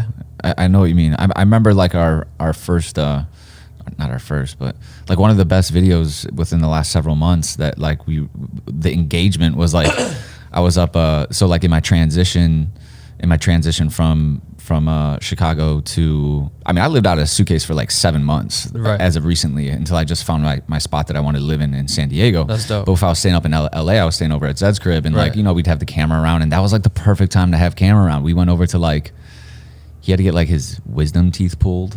I'm like, I'm coming with. They're putting you under, they're putting the laughing gas on you and all that stuff. And we made this like little edit out of him just so drugged out. Right. And it was like, it had so much engagement because I feel like that's what it's turned into. Well, I mean, people just want to see. Like they love that shit, bro. They want to see, they'll stand outside and wait for, for you to walk out of the venue to get into a bus or hop in an SUV or whatever, just to be like, and just yell and shit. And like they want to consume whatever is happening behind the stage because they love this person so much. They love whatever they've done in music so much to be able to like, and I think the thing that turned people off is like the views would be way lower because it's harder to get people at the time to watch. In the last like 3 years, it's hard to get people to watch a 10-minute long. Totally.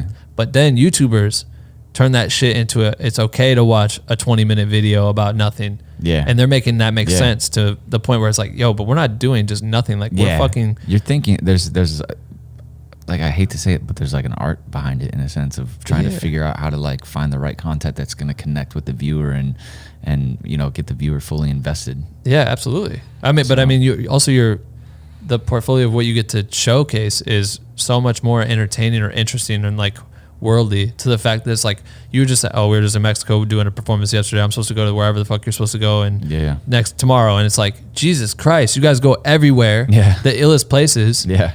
When you're on tour, sorry, this is a sidebar question. No. Do you get to, do you find yourself able to explore shit a lot pending like artist schedule and stuff, but do you get a chance to enjoy the cities that you go to or is it kind of in and out at this point? It's a lot of in and out. I mean, EDC, I mean, I just did, what was it? Like a week ago, I did a run with Aoki and I set like a new record. I was in 4 cities in 24 hours. Oh my God. We did Washington, DC. I woke up in DC.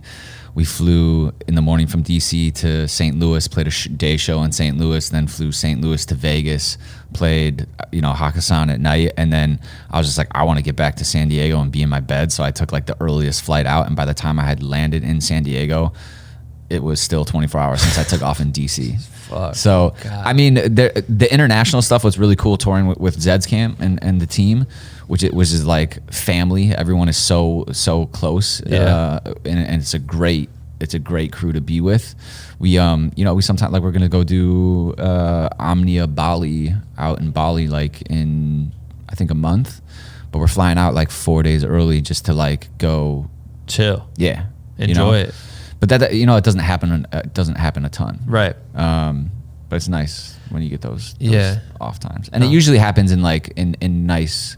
Like cool destination spots. Right. You know, we're not going to fly, like nothing against like Denver, Colorado. I actually love Denver, Colorado, but we're not going to fly to Denver like 3 days early to like fucking go. What, especially with our schedules, you know, anytime that we have off, everyone always just wants to spend it at home. Well, and for rest. those dudes, it's like each day is a bag. You know what I mean? Like for Steve, three sections of a day is a bag. You know what I mean? Like, fuck it, I'm going to go here. They can really stockpile that shit, which is amazing. Like the ability to do that. Yeah. So Carnage, you create this insane series.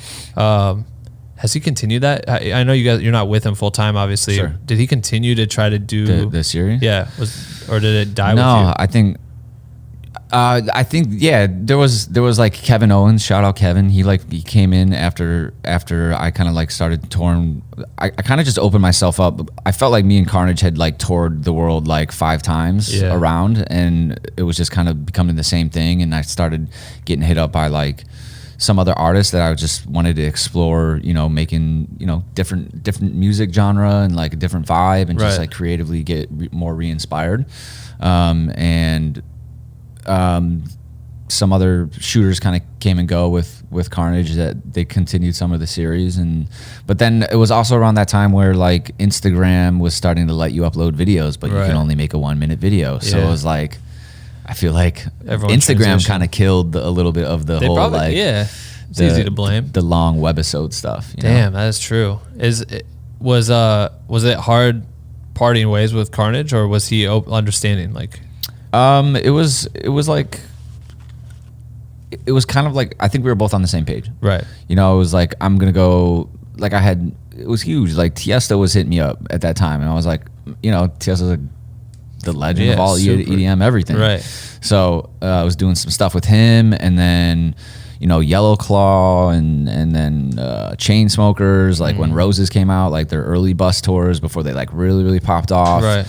Snails, Brills. I mean, you name it. I think that I had one year where I did like 26 artists in 1 year, and then after that it was some heavy. Some bus tours with the Chainsmokers, and then I was doing a lot of like Yellow Claw, and then like 2.5 years ago, Michael George, thank you, I always thank you for this, that managed Martin Garrix, just hit me up and said, hey, Zedd's camp is looking for someone to fill in for like 2 weeks on a bus tour. Are you available on these dates? I said yeah, and I hopped on the tour with them, and like 3 days in, the tour manager of Zedd like shot me a text. He's like, you know, 3 days in, I'm trying to impress the whole crew and make sure everything's going good. He's like, hey man, you mind stepping into the office? We were like in Philly, I think. I had to go like find the green room office. I'm like, oh man, I'm screwed. I did something wrong. And he's like, hey, like everyone's super stoked about like what you're doing. What's like your whole next year look like? Holy shit. I was like, I got a couple gigs, I got a rap, but like, you know, Zedd's a great artist. Like just from being around that crew for like 3 days, I could already tell that this was like a great match to be around. So, I've been with Zedd now for the last like a little over 2 years. Jesus Christ, that's crazy. Yeah, it's what flown do you by, think? man. What do you think it was that you did in those first 3 days that got not only Zedd but Zedd and the crew? Because it's important for people to understand that the artist, yes, is important to please, but sometimes the quicker access is getting everyone around that person to champion for you. You know what I mean? Well, I think ultimately it was like the turnaround time has become such a thing with like social media. Like, you know, I was cranking out edits and giving them to him the next day that he could put up on social media, and I was just trying to be creative. And that just goes back to like, if you're given a gig, treat it like it's the most important job that you've ever done. Yeah, absolutely. You know, and I was just, Zedd's a massive name in the electronic scene, and I just really wanted to impress him and his crew. But also like on top of that, like you just have to know when to put a camera in someone's face, or like when you're stepping into a new touring crew that's been touring for a long time, you have to really like play your role and like slow your roll. Like just kind of quiet and did my thing, got my shots, and did what I was supposed to do. And I think that they just appreciated me coming in and working hard and trying to just get a grasp of personalities of whether it was the tour manager or the artist or like production manager or whatever, you know, and just do your thing, just be there. That's insane. I mean, Zedd's career's exploded. Obviously, he's well known everywhere. Yeah. So you guys hit the ground running for the first year. Is what touring everywhere? Is it? Is it bus tours or are you flying most of the time? Both. Well, actually, no. A lot more flying than bus tours. I think we've done 3 bus tours since I've been with him, and they're not really that long with bus tours either. Like go to Europe for like a month and.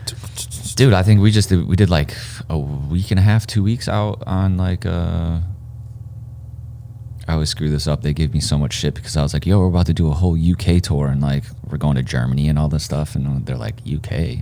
Like I'm like, I'm going to be in UK for the next like 2 weeks. And I'm like, Germany, UK.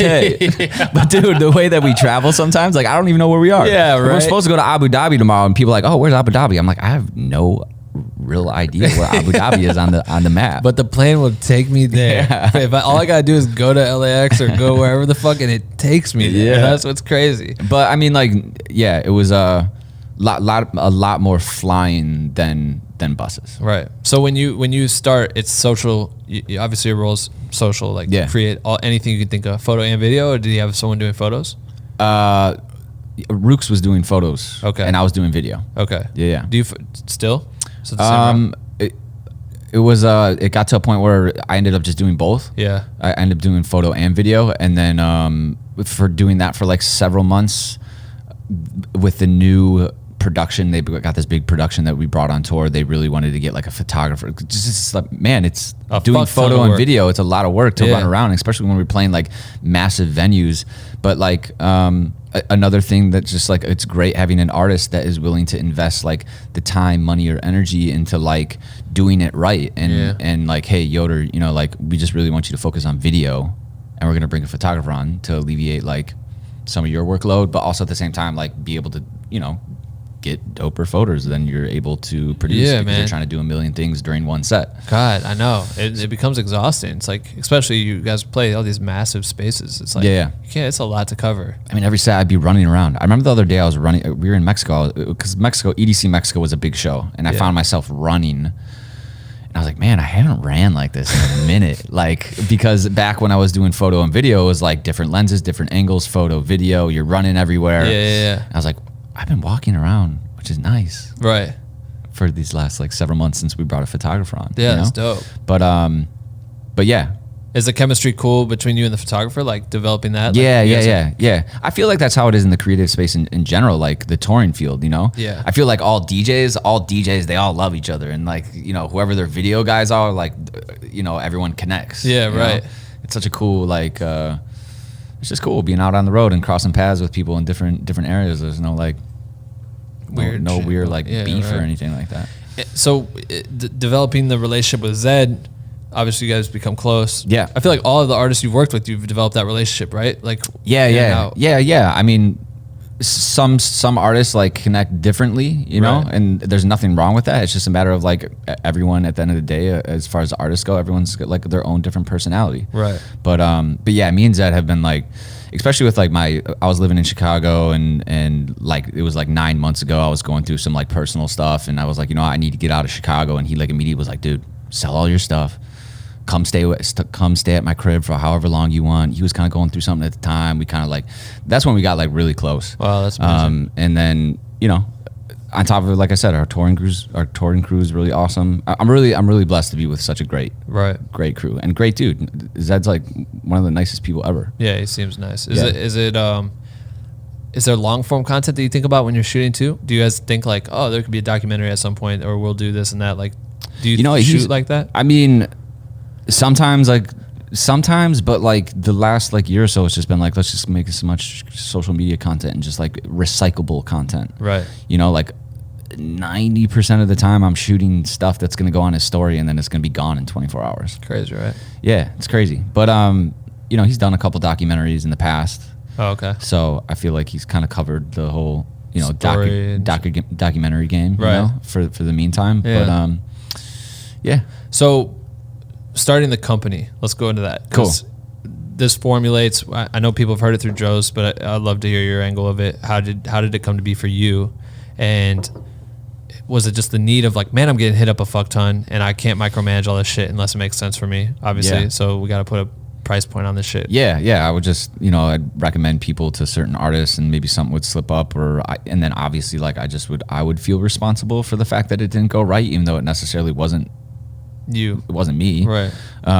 But you know, I've always just been very conscious of like my image or my name, and you know, like anyone should. Yeah. And I didn't want anything like reflecting bad against me. So then Carnage had made it like that point years ago, like, man, you should boss up and make a company. And I just wasn't there. And then fast forward years down the road, which was like maybe a year and a half ago, I actually did start trying to invest some time in some younger shooters to put out on the road. Yeah. And I think it was like I was budgeting something for like a Jaws bus tour, and then I found out like J Lark and James were like budgeting something for the same tour, and we're all homies to begin with, you know.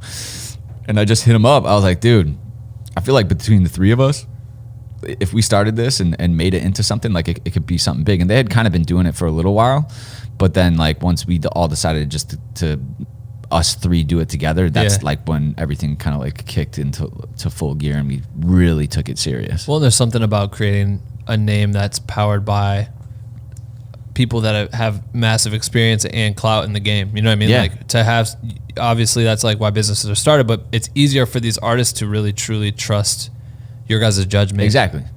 Like we said, I think collectively between me, J Lark, and James, we've all like collectively worked with over 100 artists. Wow. Before we even like started this thing, you know, and now we're starting to get like new clients and new artists coming to the company that want, you know, to us to oversee or manage and put like very creative people on their tours and stuff. Right. So what's your exact role within the company? I mean, it sounds like you guys all three divide and conquer the exact same. Like you guys kind of run it that way, right? Yeah. I think like me and J Lark, Joe do like a lot more of like the touring side of stuff, and like help manage and tie the dots on all that stuff. Right. Managing shooters or overseeing content, talking with business management, just making sure everyone's happy on the road and everything's going smooth. Right.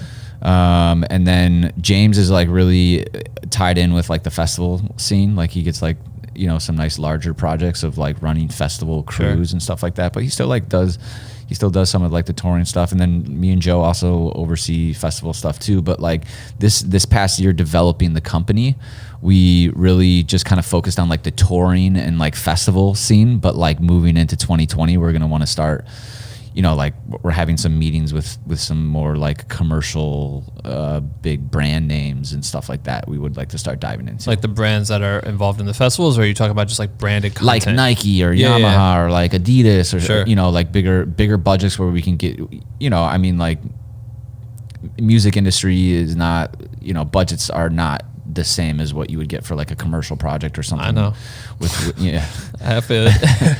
and we want to like start taking, you know, getting some like bigger budgets to do some like bigger projects. And we have so many talented and creative people that we've surrounded ourselves with and that we've connected with, that like if we can get these proper budgets to make some bigger stuff, like we can go in. Right. No, that's fucking awesome, dude. Like I think the first really good example of like something like that was like Excision's Lost Lands Festival out, I forget what state it's in, but like we had Winter Halter had brought like Annie, Cash Money, and like all these other great creatives that like, you know, someone's really good at like After Effects, or maybe someone's really good at drone and all this, you know, and putting that all together into one thing, it was like becoming kind of like a new thing. Right. So yeah, it's like a step in this next level for, because I mean the power is that you guys have the ability to package multiple creators where those concepts can't come to life with one person. It's just like damn near impossible, obviously. Yeah. So you guys have the ability to cover so much ground. So like, what did you say? Like you would take on an entire festival as a client and then provide like all the creators for a festival specific, like,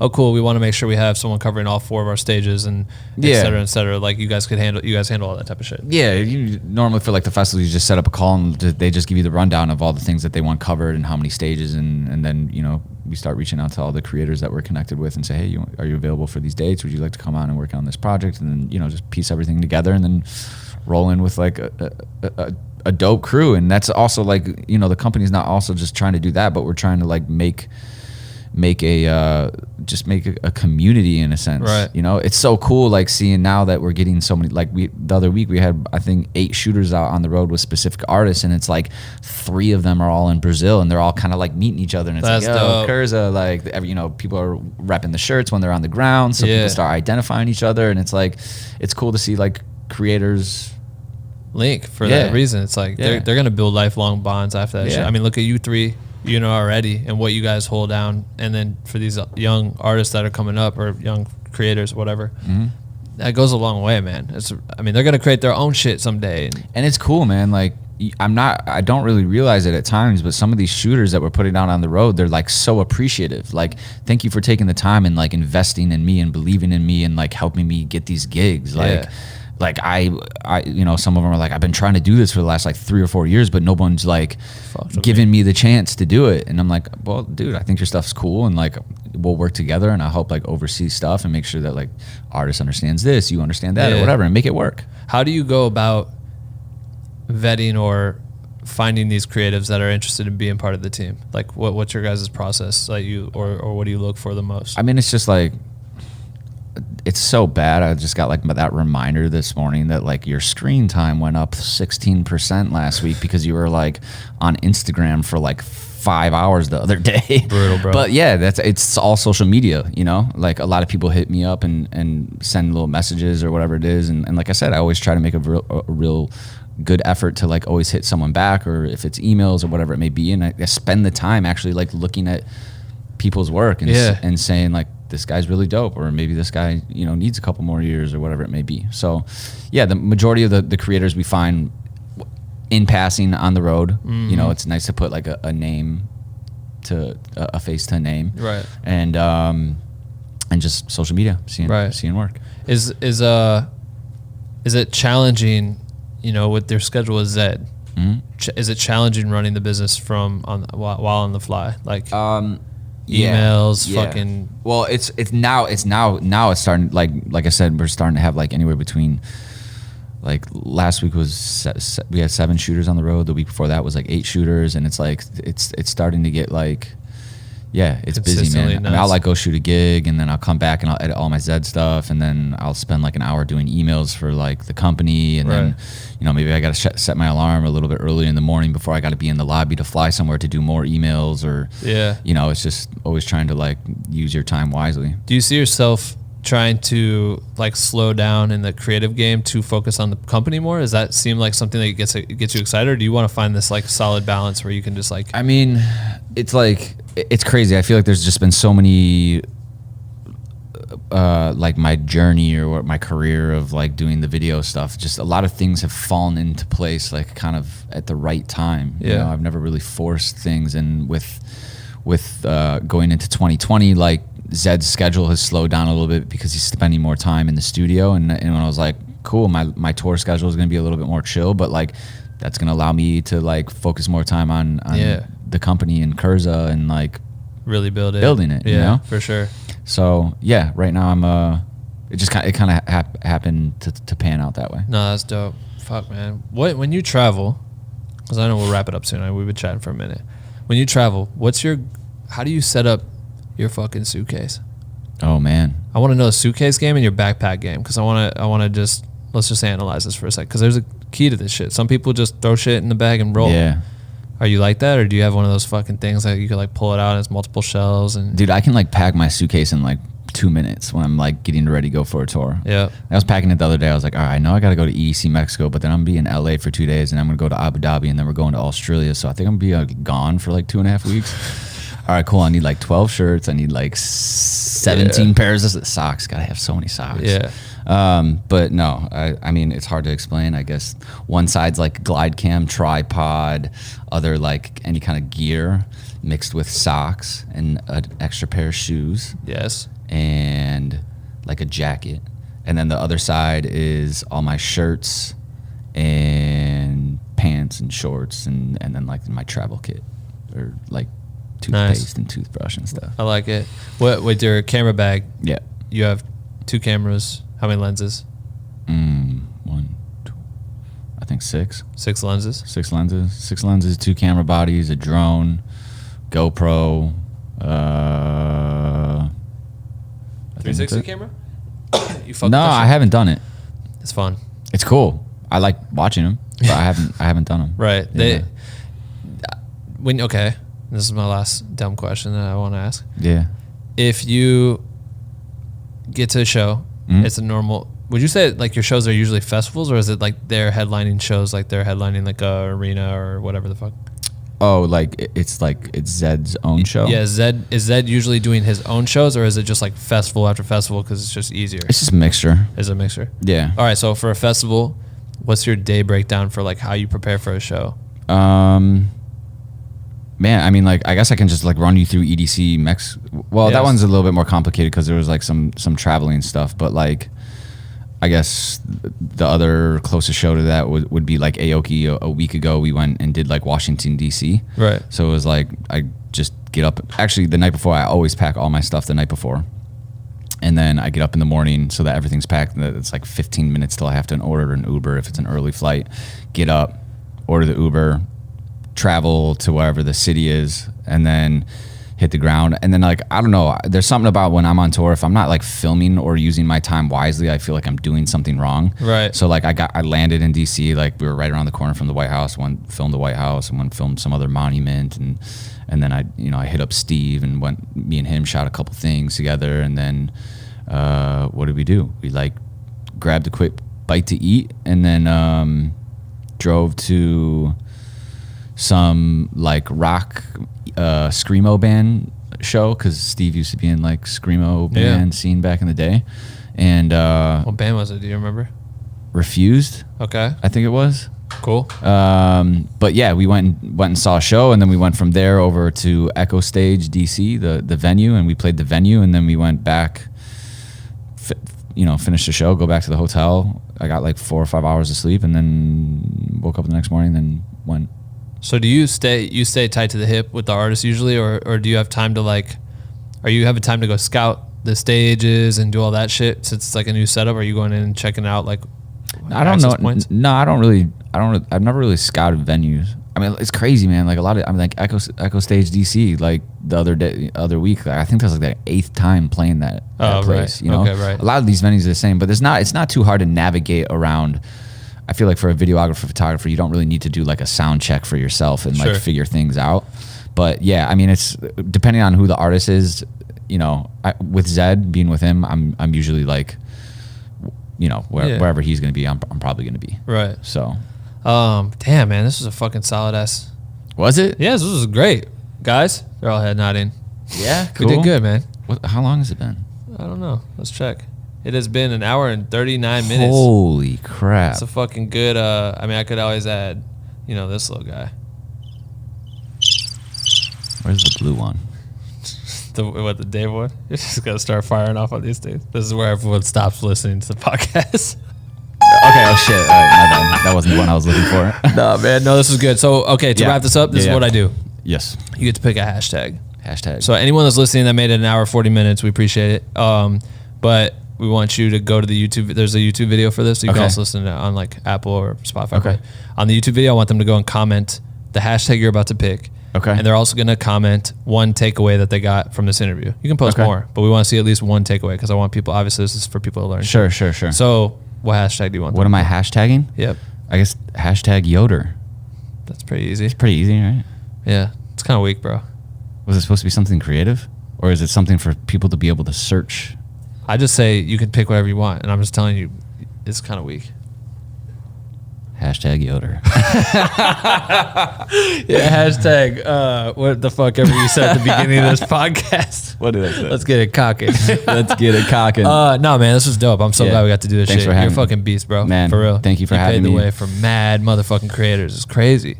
Yeah, it is.